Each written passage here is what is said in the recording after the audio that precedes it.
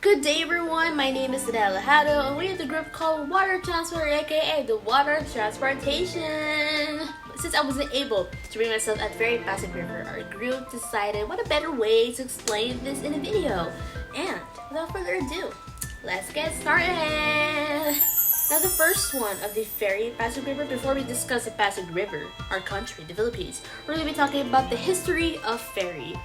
Now, if we're going to talk about the history of ferry transportation, if we go about thousands of years to age of civilization that relied on waterways for trade and travel, the development of steam-powered ships in the 19th century. Can you believe that? It revolutionized the ferry transportation that became a steam-powered ferries, which became popular in Europe and North America. That provides a reliable means of crossing rivers, lakes, and even short distances across larger bodies of water.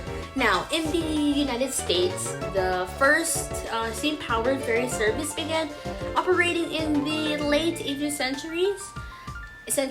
That the service, connected through New York City and Hoboken, New Jersey, across the Hudson River, and over time the ferry services expanded to other cities, regions, playing a crucial role in transportation and connecting communities.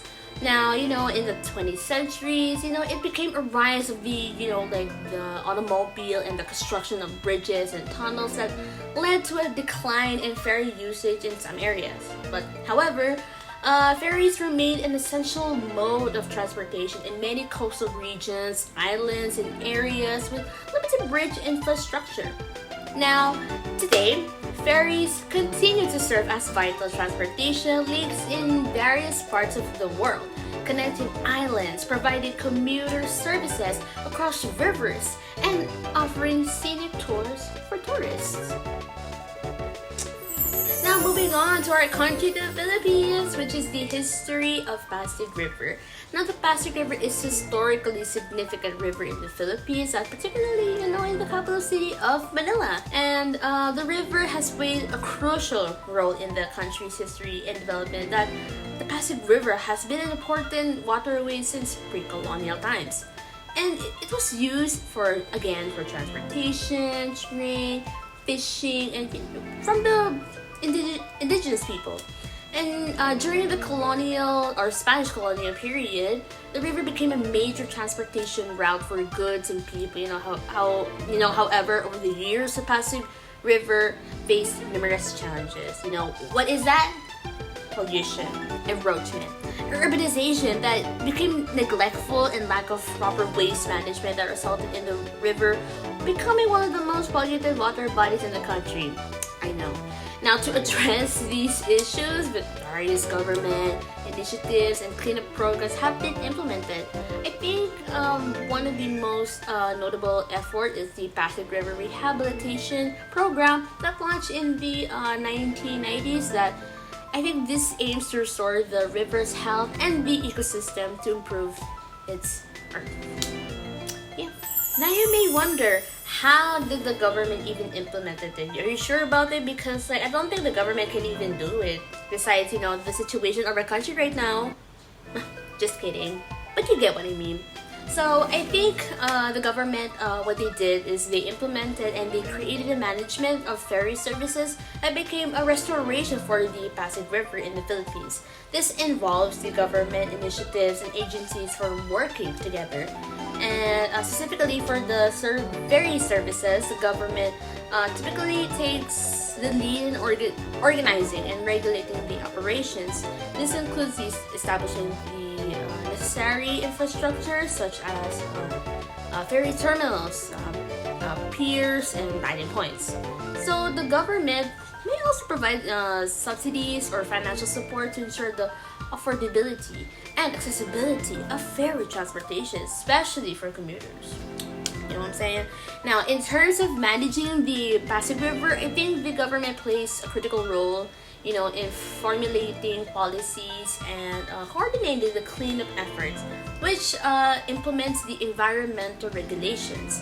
And specifically, the government agencies such as the Pasig River Rehabilitation Commission, which is a BRC, that are responsible for overseeing the restoration and development of the river.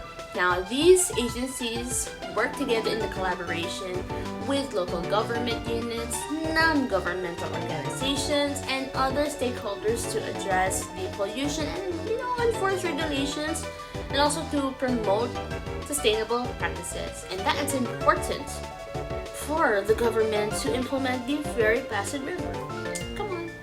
Now moving on to the rules and regulations inside the ferry. Now, these specific rules and regulations inside the ferry may depend on the jurisdiction and the ferry operator, and as what my group mates have been noticed, that I think these are like the common rules and regulations that are typically enforced. So first, I think, is the remember, it's always safety measures. Passengers are usually required to follow safety instructions provided by the crew, including life jackets when necessary, and not interfere with the safety equipment. Now, again, no smoking. I think smoking is often prohibited inside the ferry because just to ensure the comfort and the safety of all passengers. Because remember, there is called designated smoking areas that may be available on the ferry or restricted to specific outdoors areas. And most importantly, no littering.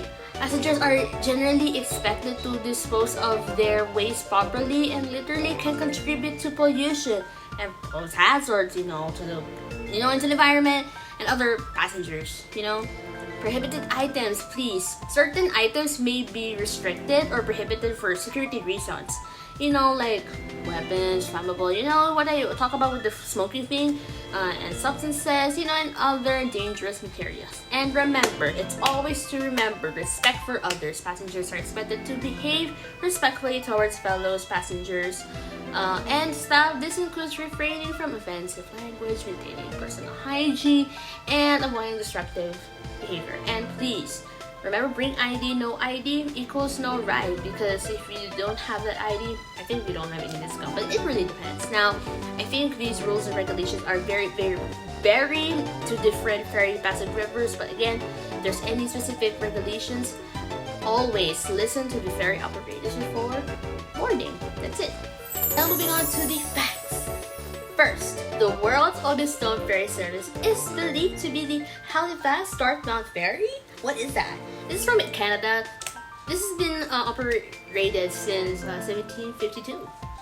Did you know ferries have been featured very long time, which is literature, films, popular culture, I think, yeah, and often symbolizing adventure, romanticism, or escape. You know what I'm saying?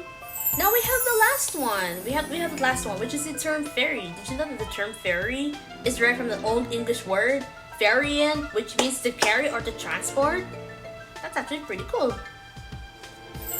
And that is it, folks. I hope you guys enjoyed this video. I'm actually super happy that my group mates implemented with this project, and I couldn't wait to see what the future holds with this project.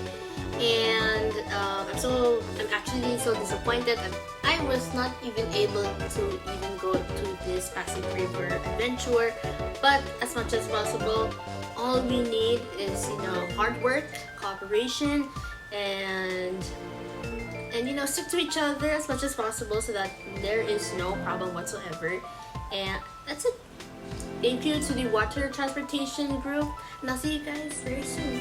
Bye bye.